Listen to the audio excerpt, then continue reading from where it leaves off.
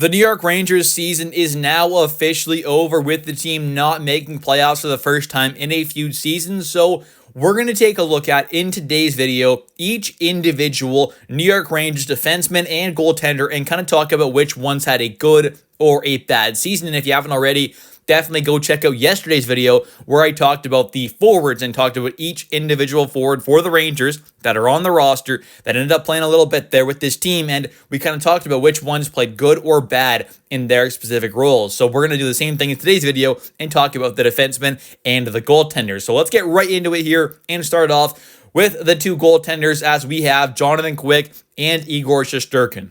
And, judging their play this season there, I would put both these players on the kind of bad side of things there compared to the good. I think, obviously, Jonathan Quick had a really great season last year. Maybe that was a little too good now because the expectations are a little too high, maybe, possibly, as he did have a really, really good season last year with this team, being in that backup role. Obviously, he has already signed that extension for next season there, so he's going to be the backup goalie for the 2025-2026 season, which I think is all right there. Maybe you would have rather go with a different player, but I think Quick still has a decent little bit to give. So having him back for one more season, probably his last season in the NHL, definitely is not a terrible idea, you could say. But overall, I would say he had a little bit of a disappointing and kind of maybe bad season, but it definitely wasn't too bad. He had some good moments there, had some good games, but definitely down the stretch, the second half of the season there, he definitely wasn't nearly as good.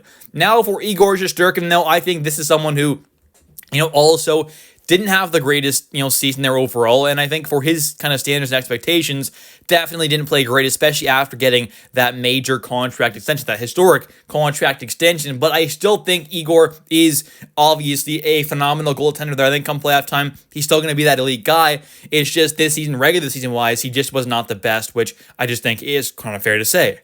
And now for the defenseman, where we have first off Matthew Robertson. He obviously only got to play 2 games there with this Rangers team this season, making his NHL debut finally. He's a prospect who's getting towards his mid-20s there, but a big, like 6'4", 6'3" kind of size there. Left-handed defenseman, pretty solid kind of two-way guy. I think in his limited sample size there, in the 2 games he played, he looked fine up there. I would definitely put him on the kind of good side of things. There was a +3. I thought played pretty decent overall there for, having such a little sample size. They're obviously only playing, 2 games down the stretch here and some pretty much, meaningless hockey. So I think overall he played fine there. Nothing too crazy, though, obviously just in a very small sample size.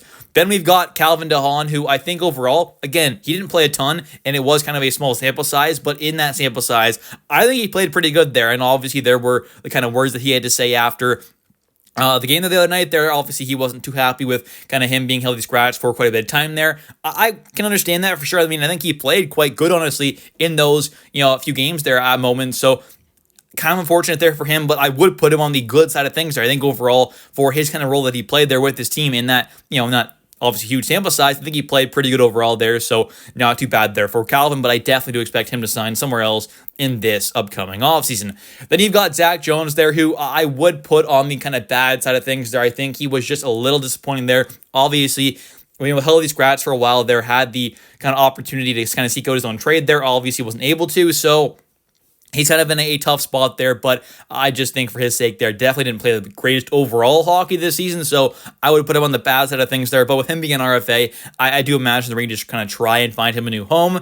Is that going to be in the NHL for next season there? We'll definitely have to wait and see. Then you've got Urho Vakanainen there, who obviously got that nice new extension there, a 2-year deal worth $1.55 million earlier this season, and he's a decent kind of depth defenseman there. I think in a 6/7th role, he can play kind of fine there, but anything more than that is definitely a little worrying. So overall, I think had a fine season there, and for his role, I would kind of say he played, maybe good, because you're not expecting him to be a great kind of shutdown guy, and when he is in that top 4, you're asking him to do way too much. I think, in my opinion, I don't think he's a true kind of top 4 caliber guy, which he kind of had to play at moments. So I think overall, with this decor not having the greatest overall season, you kind of factor that in there, I would kind of put him on the good side of things there by a slight bit. I think overall, he definitely can be a solid kind of, 6/7 defenseman, more in a kind of depth role. Then you've got Braden Schneider, who I wouldn't necessarily put on the kind of bad side of things, but I also wouldn't put on the good. I think he was just kind of fine this season there. I think he was kind of in the middle, just played, solid this season there. Didn't necessarily take any, big steps up, unfortunately, but also didn't play necessarily kind of, bad this season. I think was kind of fine. So it is what it is there. I kind of was hoping for a decent kind of size step in his overall development, as he is still, in his kind of mid to early 20s now. He's still got room to develop and kind of grow and get better. So hopefully he can kind of take those steps next season, as he does have one more season under contract before he will become an RFA next offseason. So we'll have to wait and see, but overall, I am happy that we do still obviously have a guy like Brady Schneider on this team. I am hopeful that he can kind of take some big steps in his game and kind of blossom into that true top 4 caliber defenseman, but obviously we'll have to wait to see what does happen there with him. And then you've got Will Borgen, who I would put on the good side of things for sure. I think in his role, being a guy who is a kind of lower tier, top 4 caliber defenseman, a lower tier kind of second pairing kind of guy, and a high tier kind of third pairing kind of guy.